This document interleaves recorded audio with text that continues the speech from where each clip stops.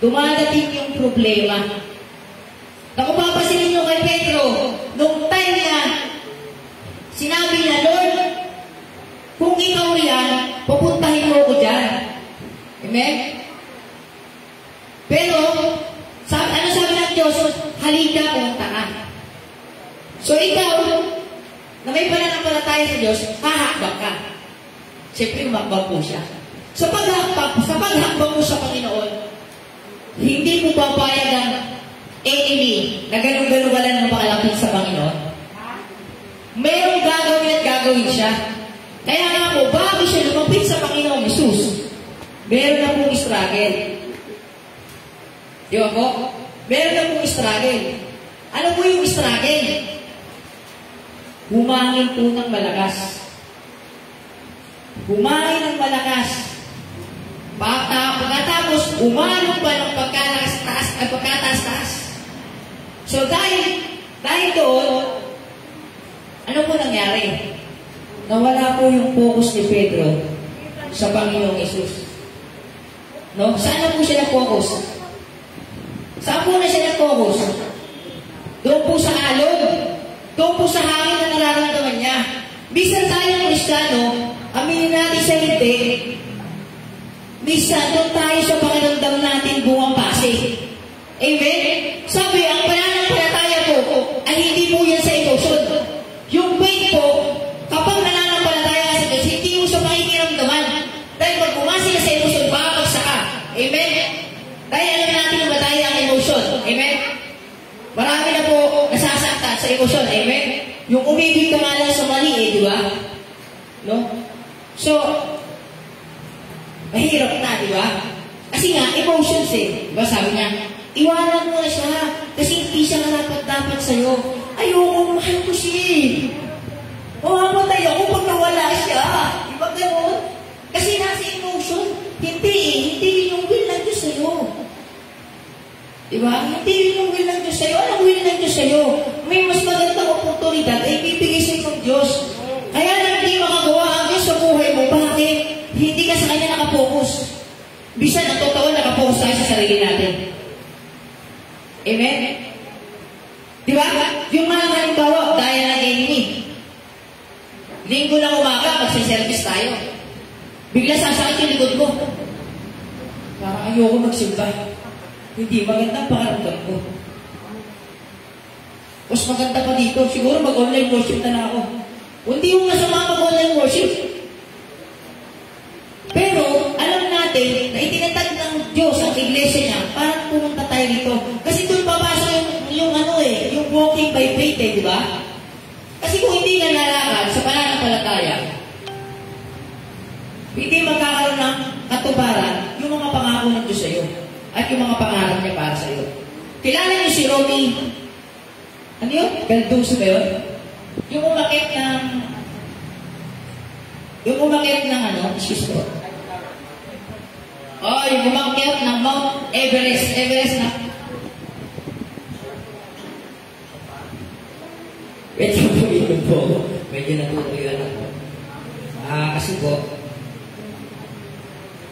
I'm preparing myself kasi hindi yung biro yung tumayo. So, I'm praying, fasting. So, nag-fast po ako mula kahapon. So, grabe po yung battle. Then, mahirap po mag-fasting. Lalo na kapag ako po, may sakit po kasi uric acid. Kagabi po, pagkatas na yung practice ito, talagang nahirapan na huminga. Pero, dahil nakapokus ka sa Panginoon, Lord, alam ko hindi ka papayag. No, lagi mo natandaan na mas makapangyarihan ng Diyos kaysa sa Diablo. Amen? Mas makapangyarihan siya. Kasi bakit? Yung Diablo, nilikha lang din ng Diyos yun. Perfect nga lang yung pagkakalika sa Kanya. Kaya dahil sa perfect, nagbatas na sa Diyos. Balik po tayo. So, si Romy Galduse, naniniwala ko, nung narating na po yung bundok, o yung Mount of Everest, marami po yung pinagdaanan. Andun yung hirap, pagod, sakit. Pero dahil nakapokus siya sa Diyos,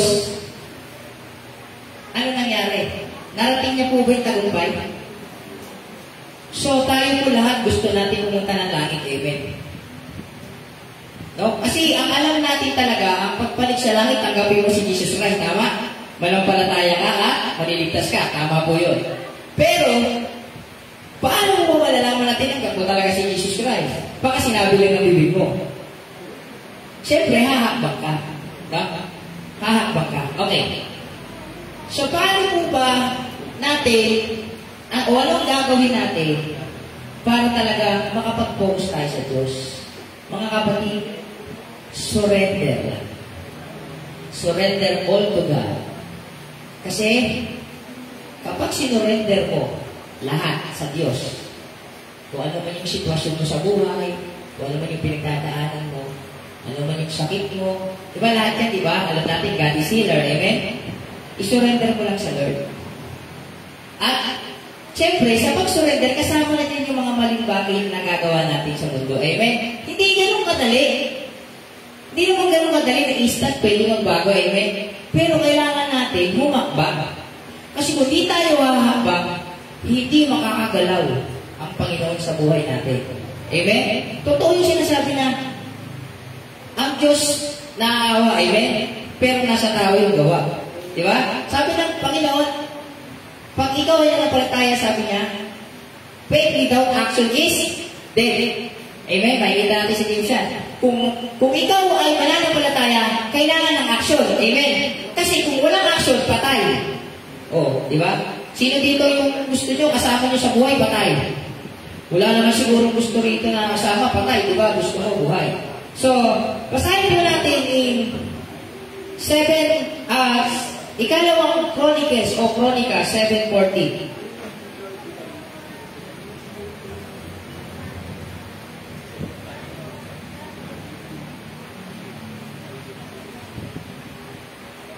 Sabi po dito, ano po yung sabi po sa 2 Chronicles 7:40? Sabi po ito, if my people, sa English po, who are called by my name, will humble themselves and pray, and seek my face, and turn from the wicked ways, then I will hear from heaven, and I will forgive their sin, and will heal their land. Sa Tagalog po, kung ang aking bayan na tinatawag sa pamamagitan ng aking pangalan ay magpakumbaba, tumalangin, at hanapin ang aking mukha, at talikuran ang kanilang masamang mga lakad, ano sabi? Akin niyang didinggin sa langit, at ipapatawad ko ang kanilang mga kasalanan, at pagagalingin, ayun, at pagagalingin ko ang kanilang lupain. No? So, ibig sabihin, kung gusto mo mag-focus sa Panginoon, kailangan mong isuko yung buhay mo sa Diyos. Kailangan mo magpakubaba sa Diyos. Kailangan maintindihan mo na we can do nothing without God. Amen? Hindi natin kaya mabuhay na wala ang Diyos. Tandaan nyo, ang hangin, ang araw, anumang bagay na nalalanghap natin dito sa mundo, lahat yan galing sa Panginoon. Amen? No? Hindi pwedeng sabihin natin malakas tayo ngayon, bukas, hindi natin masasabi yan. Ang ganda nga ng preaching ni Pastor, sabi ko, progression, parang ano sa akin talaga na, di ba, kailangan natin na ibigay na yung buhay sa Panginoon. Mga kapatid, naniniwala ko, we are in the last days. No? Mga kapatid, nakakapating ko, ayaw po, dumating po ako sa pagbagsak. Dati ayaw ko lang, sabi ko, Lord, ayaw ko bumagsak. Ayaw ko mawala sa iyo. Pero, sa ngayon, masasabi ko, pinarana sa akin ng Lord para makita ko yung difference. Alam nyo, ang hirap nang wala ka sa Panginoon. Ang hirap nang wala sa buhay mo ang Diyos. Mabigat ang dahil problema. Pero, siyempre, kapag nasa Lord ka, hindi naman din mawawala yung problema eh. Ang kagandahan lang, may Diyos lang tutulong sa'yo. Amen? Yun yung kagandahan. Kasi bakit? Yung problema binibigay para tumatag ka. Kasi kung walang problema, no, kagaya ng bagyo, di makikita kung matibay yung bahay. Amen? Kailangan ng bagyo, kailangan mo dumato. So, natutuwa ako sa Panginoon, no, na talagang, yun lang, Yun lang po yung sinabi ko sa Lord, Lord, I surrender all to you. Tulungan mo ako. Actually, mahirap maging mabuti sa dating na ito. Amen? Lalo na nasa maglilid ka ng masama. Kasi nandiyan yung pag-uusig eh. Di ba? Halimbawa, masama ng tao, nagbago ka. Kus, totoo ba yan? Baka props lang yan. Di ba? Ganunin ka eh, di ba? Siyempre ikaw, parang ang hirap na magbago. Di ba? Pero hindi. Basta mag-focus ka sa Diyos. Between you and God. Kasi ang tao, no? Ang tao, pwede yung bumase, umusga, ayaw lang doon sa alam niya at nakikita niya. Amen? Pero yung kabuuan, hindi niya alam. Hindi ka gaya ng Diyos, alam niya yung kabuuan. Amen? Hindi ka ba pinapanganak sa mundong ito, alam niya na kung ano nangyayari sa'yo. Amen? Naniniwala po ba kayo doon? So kaya, we need to surrender. Okay. Paano ba natin ma-surrender yung buhay natin? Okay. Para ma-surrender natin yung buhay sa Panginoon, kailangan natin baguhin yung mindset. Naniniwala po ba kayo, ay pagka sa makina, ang pinakamakina ng tao yung mindset? Niwala ka hindi. Yun po yung makina. Yun po yung gumagana eh. Di ba? Di ba? Doon po nagkakasala yung tao, di ba? O, pagka may nakita ka, mag-iisip ka. So, nagtumutumi po yung puso kasi nag-iisip siya. Pag nag-isip ka ng kasama sa kapwa mo, nagkasala na puso mo. Tama? Tama po ba? So, kailangan natin baguhin yung mind. Ano yung sabi ng Romans 12:2?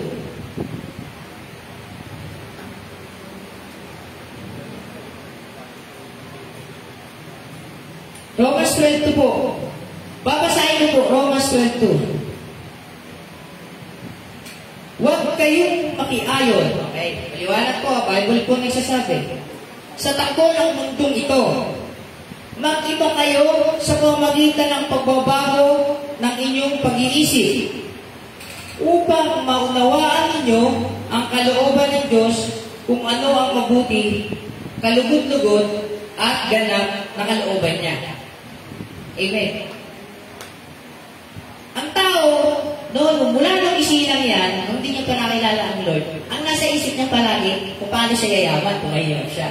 Pag mayaman, paano ba magpapakamayaman? So, alam naman natin, number one na kailangan natin pera, di ba? Pera.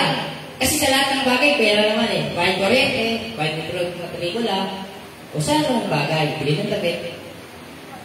Pero, sa totoo lang, di na iisip ng isang tao na mas kailangan niya ang Diyos kaysa pera. Amen. Kasi bakit? Anong sabi ng Bible? No, sa Lucas. Sabi, chapter 9, sabi niya doon, aanuhin ng isang tao, baka tanungan daw yung buong daigdig. Ibig sabihin, ikaw na yung pinakamayaman sa Cavite. Sa'yo na lahat ito na pinahal ng Cavite City. Pero kung mapahamon yung buhay mo, kung pupunta siya ang perno. Bali, wala. Amen? No? Kasi, ang tao, kapag nakapokus siya sa pera, lalo na kapag negosyante, pag nakapokus siya sa pera, wala siyang time sa Diyos. Mas may time siya doon sa business. Amen? Mas may time siya sa business. So, kapag mas may time siya sa business, wala siyang time sa Diyos, okay, magiging mayaman lang siya, di ba? Kasi pag masipag, o talaga magaling sa business, may knowledge, yayaman, kaya lang, hanggang daigdig lang. Pero pagdating sa Lord, bulubo siya. Di ba? So kaya sabi ni Pastor, bigay natin yung sa Panginoon. Magbigay tayo ng oras sa Diyos. Kasi bakit? Alam naman natin na sinabi sa mga ngaral, sabi ni, kung kilala niyo si Solomon, sabi niya po doon, sa lahat ng bagay na-experience niya na. Ibig sabihin, pagka binasa niyo po yung mga ngaral, no? Sa Bible po, maaari sa ibang salita, sa ibang Ecclesiastes. Kapag binasa niyo po yung mga ngaral, ang mababasa niyo lang palagi ito sasabihin niya, mas maganda pa sa tao, wilong at kumain, magsaya. Kasi na-experience na natin. Pero yung pinaka-bottom line po doon, yung po pinaka-tulo, yung mga ngaral, chapter 12, no? Yung sa dulo, sabi niya, isang bagay ang aking nalalaman. Matakot ka sa Diyos. No? Matakot ka sa Diyos. Kasi bakit? Sabi daw, di man o hayag, mabuti masama, isusulin mo sa Diyos. Amen. Ibig sabihin, kung ano man yung ginagawa mo sa daigdig na ito, ipagsusulit mo yan sa Diyos. Ngayon, kung tatanungin tayo, ano yung mas laban? No? Kaya nga, this is the day that the Lord has made. No? So, kailangan natin ang bigyan ng oras ang Diyos sa buhay natin bago pa mahuli ang lahat. Baka akala natin na okay na ito, ligtas na ako. Baka nagkakamali tayo doon, mga kapatid. Meron pong judgment ng Diyos. Totoo ba ikaw ay nananalig sa Panginoon? Kung totoo kang nananalig sa Diyos, ibibigay mo yung best para sa Diyos. Amen? No? Kaya nga sabi niya, if we humble ourselves, pag sinabing humble ourselves, talagang bow ko sa Diyos. No? Minsan nakakalungkot eh. Minsan ang Kristiyano, Sunday lang naaalala Diyos. Pero pag Monday to Saturday, yun, kung ano yung routine ng buhay niya, kung siya nagtatrabaho, nagbibusiness siya, hindi ito sinasabi lahat, no? Pero kalamitan gano'n, pag-isip mo, iisipin mo na yung mga nanay, di ba? Almusal, paghahanda. Pero ano sabi ba ng Bible? Matthew 6:33, seek ye first the kingdom of God and His righteousness, and all these things shall be added unto you. Unahin mo yung Diyos. No? Pag-isip mo sa umaga, hindi lang mag-Sunday na naiisip mo magsisipa ako o mag-online worship ako. Every day in your life, yun po yung sinasabi doon na sige first, pag-isip mo, dapat ang mindset mo agad, lumuhod ka sa Diyos, magbasa ka ng Biblia, bago mo gawin yung mga bagay na gagawin mo. Kapag gano'n ang ginagawa ng isang Kristyano, naniniwala ako, palagi siyang magtatagumpay. Palagi siyang magbabalak ng Diyos. Amen? Kasi bakit? Kasi inuuna mo eh. Di ba? Kapag hindi mo alam ng promises ng Diyos, palagi kang babagsak. So kaya napahalaga yung sinabi ng Joshua 8, di ba? Huwag mong kaligtaan, basahin ang aklat na ito, di ba? Dinitinihin mo ito araw at gabi.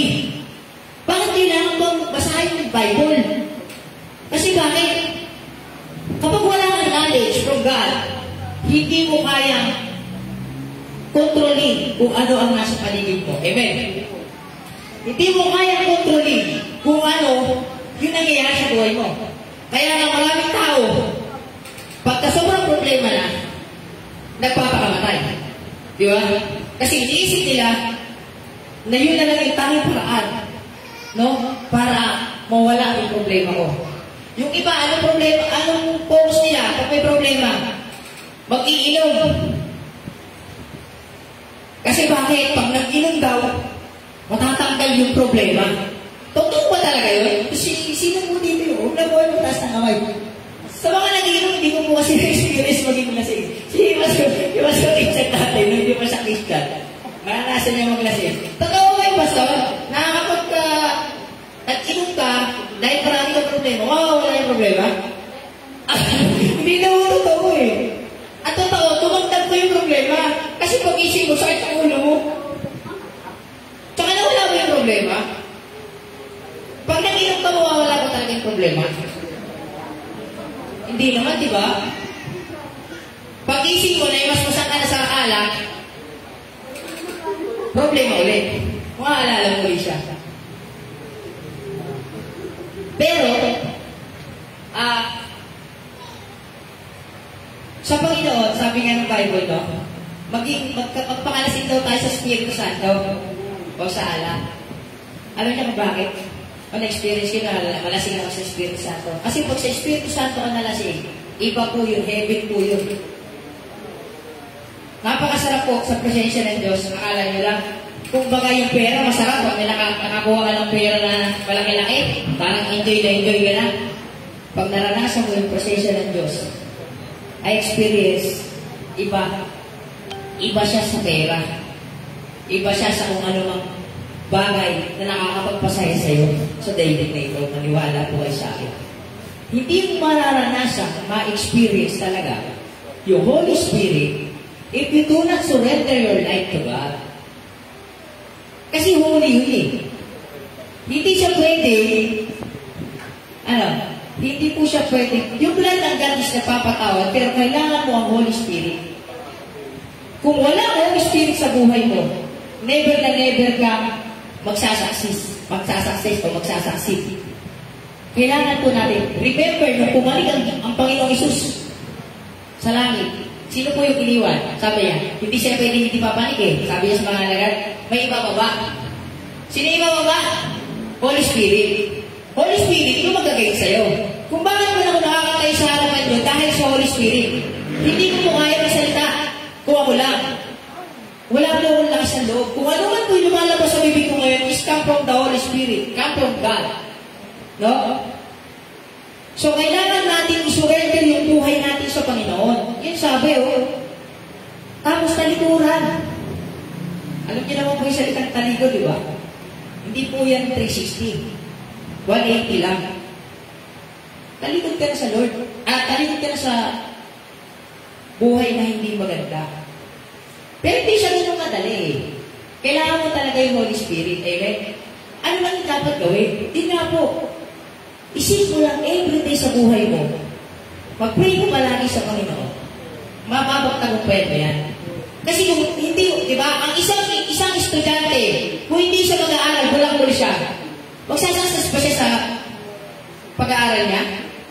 Makakaw mo ba ng magandang kinabukasan yun? Yung pagpasok may pay bawod. Papay bawod, pasok ako. Pero pagpasok, yung school, nasa tapat yung computer shop, hindi siya mapasok kung computer. May mararating po kaya yun?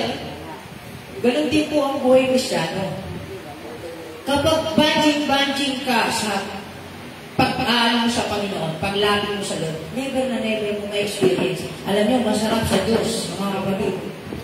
Kung may experience nila, napakasarap sa Panginoon.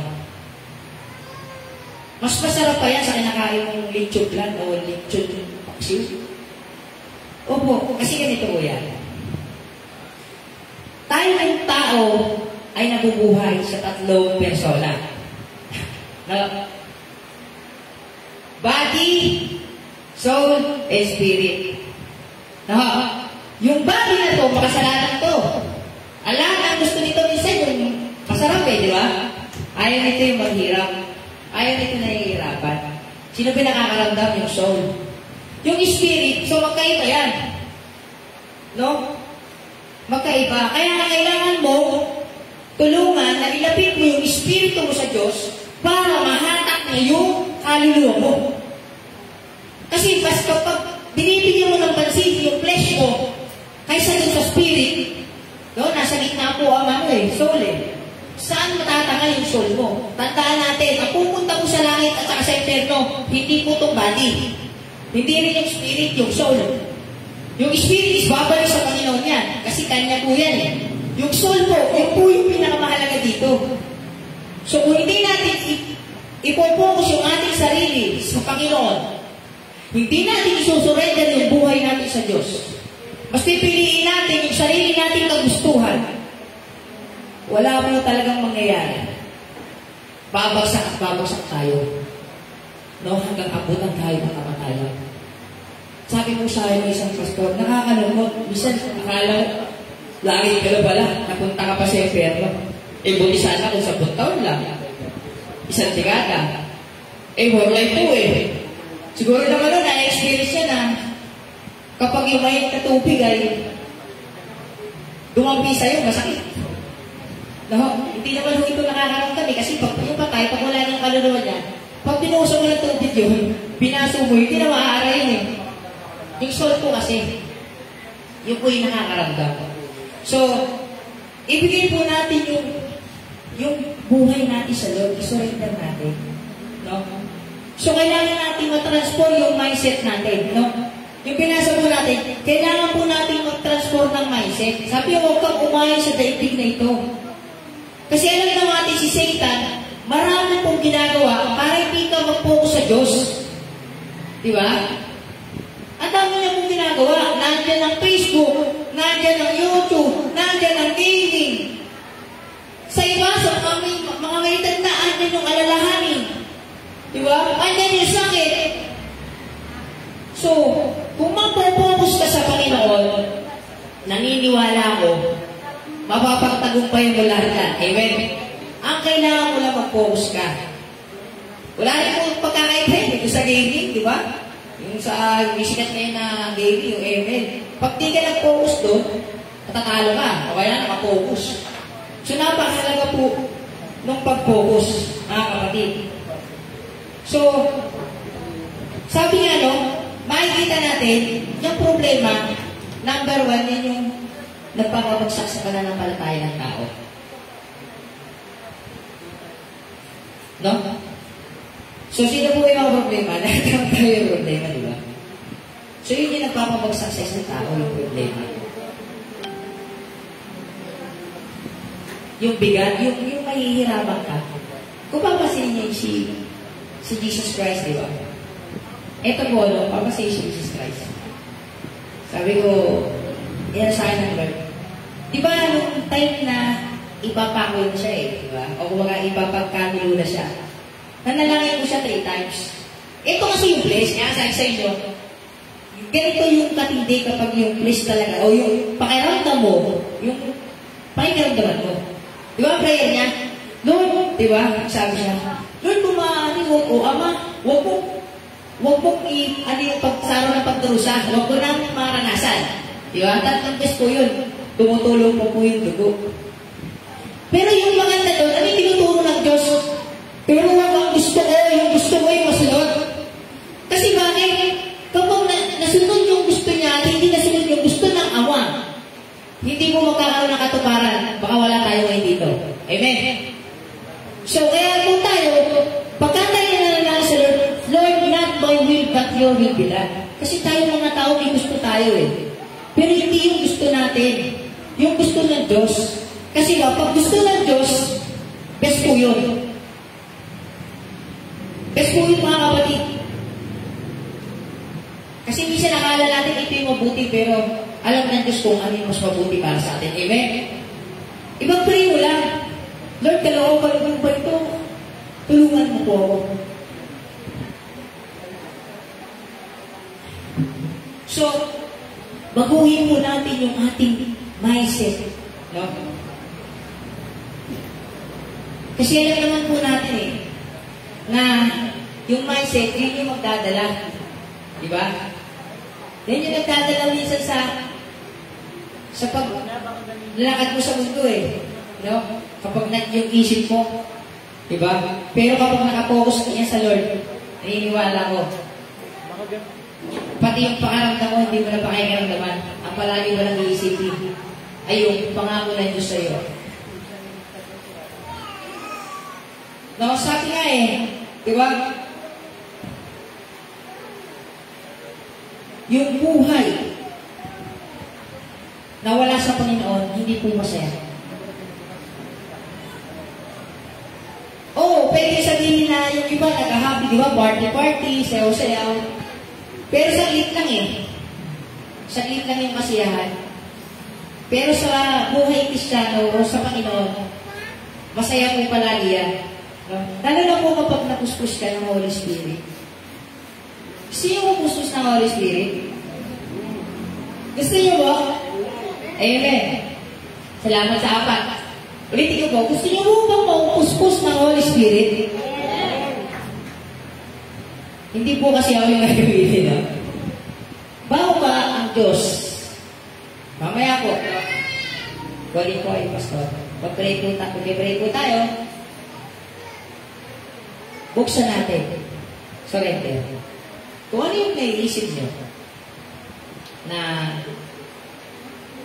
tingin nyo hindi nyo na isusuko sa Diyos, isuko mo. Then welcome Holy Spirit. Hindi kasi pwede magbubang Holy Spirit kung hindi ko naman isusuko yung buhay mo. Diba? Parang si pangalan nito. Ikaw, diba? Halimbawa, paano ako makakapasok kung sarado ang pinto nyo? Diba? Hindi ako makakapasok? Tama ba? Sige, pasok ka. Paano ako papasok sarado yung pinto? Buksan mo. Para makapasok ako. Amen? So, hindi makakapasok ang Holy Spirit kung hindi natin bubuksan. Amen? So, we need to surrender. Mga kapatid, napakahalaga po ng changes ng mindset. Kung bakit ko nasabi? Kasi sabi sa Bible, Sa Santiago 4:17, ano sabi mo doon? Kung alam mo ang mabuti, hindi mo ginawa, kasalanan. Bisan tayo kasi Kristiyano, ang akala lang natin, ang kasalanan, hindi ako pumatay, hindi ako nagnakaw, hindi ako nakalunya.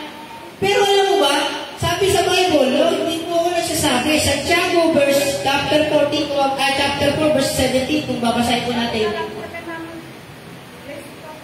Kung alam mo ang mabuti, hindi mo ginawa, kasalanan. Di ba mo? Kasalanan. So, kailangan, gawin mo yung mabuti. Pero ulitin ko, napakahirap maging mabuti. Kung ikaw lang, kung sarili mo lang, mahirap magpakabuti. Amen? Pero, pagkasama mo ang Diyos, kapag nagtitiwala ka sa Diyos, nabibigyan ka ng lakas para pagtagumpayan ka niya, di ba? Sabi sa 1 Corinthians chapter 10, verse 13, ang sabi doon, hindi lahat daw ng pagsubok, hindi daw dinanas. Pag walang ating isipin natin na hindi dinanas ng lahat ng tao. Pero ang tapat ng Diyos, nabibigyan ka ng lakas. Amen? Saan ka mo mahina? Saan parte ka mo mahina? Pero kung sa pagiging mahina mo, kapag lumapit ka sa Diyos, nandun po yung trials. Kasi minsan, gawin na lumalapit ka sa Diyos, parang hinahata ka ng enemy. Pabalik. Kasi bakit ayaw niya lumapit ka sa Panginoon? So, kailangan mo labanan by faith. Amen? Uulitin ko po, kailangan mo humakbang by faith. Kung hindi ka hahakbang by faith, hindi mo mararanasan yung promises ng Diyos sa iyo. Amen? Thank you po, Lord. Ito po, revelation ng Panginoon. Alam niyo yung Kanaan, yung promised land. Ito po, binigyan ng Lord sa akin. Di ba po, kung papansin ninyo, yung Kanaan po, bago nila marating, ang Israel, ang daming murmuring. Di ba? Hindi nakapokus na sa promise sa promise land. Naranasan yung walang makain. Sabi ni, ng mga Israelita, Moises, muna mo, okay, parang dito mamatay, gano'n ganyan. Sabi ni, lapit sa Lord. Lord, parang gagawin ko sa mga tao to. Sige, magpapaulan ako ng mana. Yan. Alisan mo doon, wala na ng tubig. Walang tubig mainom, mamamatay ito sa uhaw. Ano nangyari? Pray uli si Kaso, doon na nga po nagkasala si Moises, di ba? Kasi yan sabi, magsalita sa bato, pero pinalo. Kaya po hindi siya nakabas ng promise land. Okay, yung sumunod po na mga taon, ilang taon po yun, 40 days, dahil nga po hindi sumusunod. Tandaan nyo, yung progress, yung sinasabi ni Pastor na paglago, nung kailangan mo lumago sa Panginoon, hindi ka lalago sa Diyos, hanggang hindi ka nagpo-focus sa Diyos. Never na never ka lalago. Kasi bakit? Kahit ilang taon ka lang, tingnan nyo. Ang Israelite, paikot-ikot lang siya. 40 days, di ba? Nagpaikot-ikot lang daw sa ilang. Kasi bakit? Puro reklamo sa Diyos. Hindi nakapokus doon sa promise ng Diyos. Amen? May promise ng Diyos eh. Di ba? Doon sa 12 na dumating yung time, di ba? Sa panahon ni Joshua, 12 po yun. 12 po yun na pinapunta doon para patigtigan. Di ba? Dahil yung dalawa, si Joshua at Caleb, nakapokus siya sa kapangyarihan ng Diyos, sa magagawa ng Diyos, sabi nila kay Moises, lusubi na. Yung isang po, saan nakapokus? Sa Diyos ba? O doon sa malalaking higante? Hindi di ba? Sabi nila, hindi pwede. Ang lalaki doon Group tayo, baka tabahan na tayo Kasi doon sila nakapokus No? So, depende yan kung saan ka magpo-focus. No? Your choice is your destiny. Amen? Your choices, the choices ka May sarili kang choices na binigyan nyo sa'yo. Ikaw na lang ngayon na mapapasya. Ano yung pipiliin mo? Diba? Yung 12 na yun, parehas yun ng choices Yung choices ng 10, basta bang pangano, isa pa lang, mas konti talaga yung Yung choices ng 10 ay,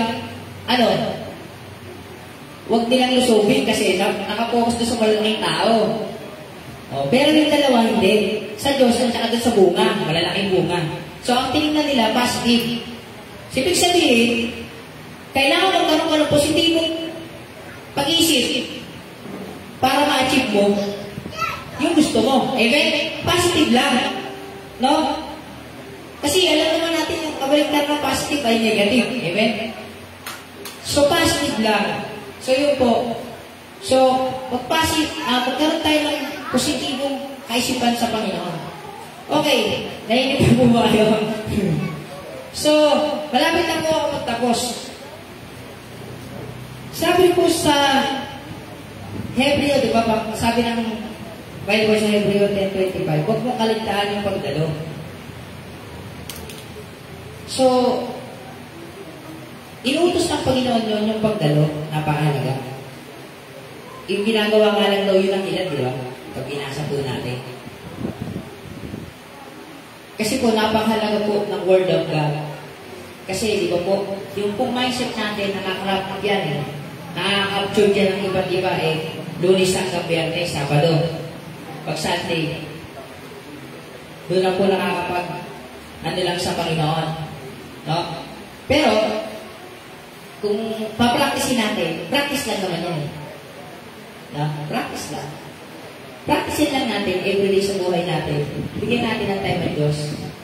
Practicein natin. Pag-isip mo sa umaga, hindi yung ano man yung kakainin nyo, hindi man yung trabaho mo, hindi man yung business mo, ang iisipin mo. Isipin mo muna Diyos. Amen? Isipin mo muna Diyos. Sana huwag niyo mo mamali. Isipin mo muna ang Diyos pag-isip mo sa umaga. No? Kasi nakakalungkot ang Kristiyano o isa ng tao, no? Ay pag-isip niya, katulad niya, kung gamer ka, o kung mahilig ka sa cellphone, mapupuyat ka, aantokin ka, matutulog ka. Pag-isip mo, ang focus niya cellphone ulit. Kasi bakit? Kasi nasanay siya eh. Nasanay siya na yun lang lagi ang ginagawa niya sa buhay niya. So, mahirap po humakbang sa Panginoon, pero hihingi tayo ng tulong sa Diyos. Amen? At kailangan lang natin practice. Practice na po yan mga kapatid. Kasi, kung hindi natin pa-practice, no, wala naman kumbaga si Manny Pacquiao, bago na po yung marating yung tagatog ng tagumpay doon sa boxing, hindi naman po yung ganun lang eh. Kung papansinin nyo, grabe po yung yung training nun eh. Amen? Wala si Manny Pacquiao, di ba? Grabe po yung training nun. Yung soldier natin, grabe ang training niya bago isabak. Napakahirap po. Napanood ko na mayroon po kasi yung kaibigan niya. Napakahirap po ng training. No, sasabihin ko na lang, susunod ka ba? O kasi papahirapan ka ng kumanter, susunod ka ba? Quit o tuloy. Nasa sa iyo, di ba? Siyempre, kapag nag-quit ka, sino talo? Di ikaw. Ganun din sa Lord. Pag nag-quit ka sa Lord, talo ka. Huwag mo kasama na nalo ka. Kasi wicked din natin nga, without God, di ba? So kung ikaw, isa sa problema mo, gusto mo na mag-quit sa Diyos, talo ka. Wala, saan ka pupulutin? Di ba po? Kasi sandali lang mo buhay sa mundo eh. Di ba po? Saglit lang yan. Sinanay na to na? 88? 88? Biyaya ka sa pinapatanda, no? Pero hindi naman natin masasabi, mga kapatid, sino nakakala kung kaya mamamatay? Wala, di ba? So, sabi ni Pastor, naalala ko lang, ito ang preaching ni Pastor eh. Hindi mamaya, hindi bukas, ngayon ka mag-decide. Kasi hindi mo hawak ang bukas. Hindi mo rin hawak yung mamaya. Ngayon ka mag-decide, you need to surrender your life to God right now. Because God is God. Amen? God is God. Sabi ni Pastor, mananatili sa Diyos kahit walang tao. Pero ang tao, hindi niya kaya manatili walang Diyos. Amen? Sorry ko na sigaw ako ha. Inaano lang po talaga ng Lord. No? Nabigyan na na totoo ang Diyos. Ang Diyos ay buhay. Amen? Buhay ang Diyos. Kung nararamdaman mo ang Diyos ngayon, praise God. God is His Spirit. Hallelujah. Thank you, Jesus. Hallelujah.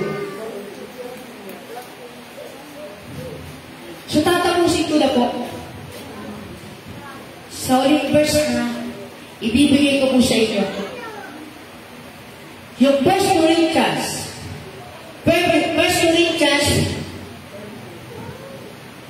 chapter 13, verse 31. Basahin po natin.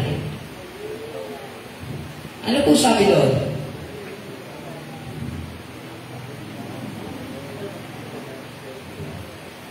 Sabi po doon, mga kapatid. Sabi po dito, so whether you eat or drink, or wherever you do it for the glory of God. Ibig sabihin, mga kapatid, kung gusto mong magkaroon talaga ng paglago sa buhay Kristiyano mo, kung gusto mo talaga maranasan yung Holy Spirit sa buhay mo, kailangan mong isipin palagi kung ang gagawin mo ba'y makalulugod sa Diyos o hindi. Amen? Kasi di ba sabi, tayong tumanggap sa Panginoon ay hindi nabubuhay sa ating sarili. Tayo nabubuhay na sa Panginoon. Amen? Pinubos tayo ng halaga ng Diyos. Amen? Hindi mo biro yung pagkapako niyo sa krus para sa atin, para lang maligtas tayo na dapat tayo makapako doon. Amen? Kailangan mo isurrender ang buhay mo sa Panginoon. Yung totoong pagsuko. Kasi kung hindi ka magiging totoo sa pagsuko mo sa Diyos, hindi rin magkakaroon ng katuparan. Ang kailangan dito po ay totoong pagsuko sa Diyos. Hallelujah. Sige po, tayo po ito. So, nandiyan po si Pastor Richard habang welcome po natin yung Holy Spirit. Sige po, pwede po ba ganito po. Sabi ko kanina, sino yung gusto maranasan yung Holy Spirit? O kahit hindi ka na pumunta dito, sa buhay mo ba? Meron ka pa bang hindi na isusuko sa Panginoon?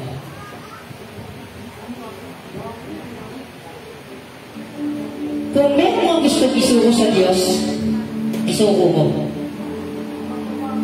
So, focus po tayo sa Lord. Huwag po tayo mag-focus katabi. Isipin mo, ikaw lang mag-isa dito ngayon. Pumigil po tayo. Ano po yung gusto nyo isuko sa Panginoon? Isuko natin. Ano po yung nagpapahirap sa'yo? Bakit hindi ka lumalago bilang isang Kristiyano? Isuko natin sa Panginoon. Mahal tayo ng Diyos, mga kapatid. Ayaw ng Diyos mapunta tayo sa impyerno. Yung demonyo lang gusto kasama tayo. Pero tayo mahal tayo ng Diyos. So, inaayanahan po yung bawat isa na pumingin po tayo sa Panginoon. At kausapin mo yung Diyos ngayon. Sabi mo sa Panginoon, Lord, I surrender to you my life. Sige po mga kapatid. Kung tinutulak ka ng isip mong lumuhod ka. Kung tinutulak ka ng Diyos na lumapit dito sa altar para dito isuko sa Panginoon, lumapit ka. Huwag kang pahiya dahil ang Diyos ay mabuti. Amen? Hallelujah. So, hindi mo mararanasan ang Holy Spirit kung ikaw ay magmamatigas. Kailangan mong isurrender sa Lord ang iyong buhay. Ang iyong isipan. Hallelujah. Hallelujah. Sige po, pray po tayo mga kapatid. Pray po tayo kahit 2 minuto. Mag-pray po tayo. Ayayahan po natin yung Holy Spirit sa ating buhay.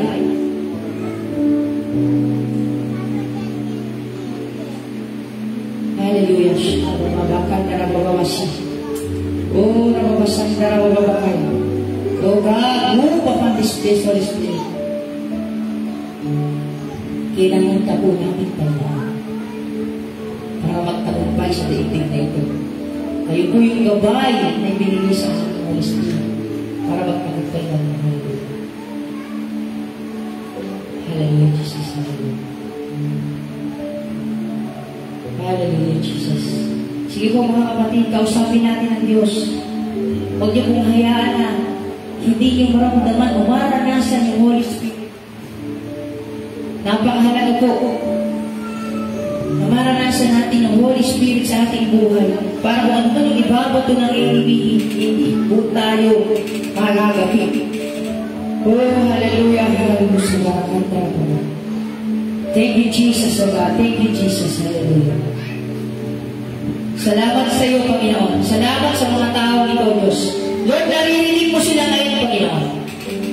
Hallelujah. Open our mouth to God. Ibuksan po natin yung ating mga bibig. Purihin po natin ang Diyos. Sabihin mo, hallelujah, Lord. Thank you, Jesus. Sige po, hallelujah. Yes, Jesus, hallelujah. We praise you, Jesus. We glorify you, Jesus, hallelujah. Salamat sa iyo, Panginoon. Napakabuti mo sa aming buhay. Salamat po sa biyaya mo. Despite kami, Panginoon, nagkakabali sa iyo. Andyan pa rin ang biyaya mo sa aming Panginoon. Salamat po sa dakilang pag-ibig mo, Diyos. Hallelujah. Hallelujah, O God. Salamat po, Panginoon. Salamat po, Panginoon. Hallelujah. Lord, help us to surrender our life to you, Lord. Help us to surrender yung buong buhay namin. Mag-usap ka po sa amin araw-araw. Huwag niyo pong hayaan, Panginoon, na palagi kaming dayain ng enemy. Kundi, Lord, tulungan mo po kami, O Diyos. Tulungan niyo po kami, Lord, na sa buhay po namin. Pwede po tayo magtaas ng ating mga kamay sa Panginoon. Yung pong pagtaas po ng kamay na yan, tanda po ng pagsuko sa Diyos. It's not by might nor by power, but by the Spirit, says the Lord. Hindi sa lakas o karunungan, kundi sa Holy Spirit po, sa kapangyarihan ng Banal na Espiritu. Ama, narito po kami. Lord, tinitiwala po sa iyo yung bawat isa. At inihiling mo po, Panginoon, yung patuloy na pagkilos mo sa puso ng bawat isa sa amin. Lord, tulungan niyo po kami. Tulungan niyo po kami humagpang sa araw-araw sa pananampalataya. Lord, tulungan niyo kami, O Diyos, na pag-ising namin sa umaga, ikaw po, Lord God, ikaw yung aming hahanapin, Panginoon. Ikaw yung aming unang aalalahanin, O Diyos. Lord, pagpalain niyo po yung bawat isa. And I pray po sa lahat ng may karamdaman. I pray, Lord, yung pagpapagaling niyo po sa kanila, Lord, in Jesus' name, O God. Pagalingin mo po sila, O God. Sa lahat po ng aming mga kapatid na may karamdaman, pagalingin niyo po, Panginoon. Lord, salamat po sa iyo, Diyos. Tunay nga po, Lord, na mabuti ka, Panginoon. Salamat sa iyo. Lord, i-bless po yung bawat isa. Lord, salamat kay Pastor Richard, Panginoon. I pray po, Lord God, kay Pastor Richard, Lord, patuloy mo pong i-bless sa kanyang buhay. Patuloy mo siyang gamitin, anointedly, mightily, Panginoon, para sa kalukuran at walatian ng iyong pangalan, Panginoon. Lord, maraming po salamat, Lord. I-bless mo ang Divine Will Ministries, Panginoon. At tulungan niyo po, Lord God, na patuloy na yung kapangyarihan ng banal mong Espiritu, yung apoy ng Santong Espiritu Banal ay maranasan sa lugar na ito ng iglesia mo, Panginoon. Hallelujah. Maranasan ang banal Espiritu, Panginoon. At inaalisan po namin ang karapatan, yung lahat ng gawa ng enemy sa Divine Will Ministries. In Jesus' name, wala kang karapatan. In Jesus' name, tamaw in Jesus' name. Hallelujah. Salamat sa iyo, Panginoon. Salamat sa iyo, Panginoon. Hallelujah. Oh, hallelujah. Purihin ka, Panginoon. Lord, ano man yung pangangailangan nila, ano man po, Panginoon, yung kanilang talagang nais, Panginoon, ipagkaloob niyo po sa kanila. Kung iman po'y pinasyal, trabaho, sa business, i-bless mo po, Panginoon. Lord, salamat po. Help us to focus on you, hindi sa mga bagay sa mundo ito. I-transform mo po nawa yung aming isipan, Panginoon. Salamat po, Lord. Pinupuri ka namin, Lord, sa pangalan ni Jesus. Lahat po yung magsabi ng Amen.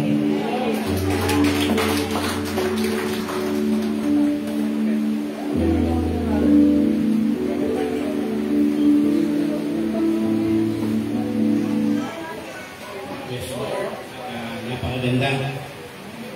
Focus on God only. Alam nyo, no, totoo po yung sinasabi po ni Brother Riser. Ang buhay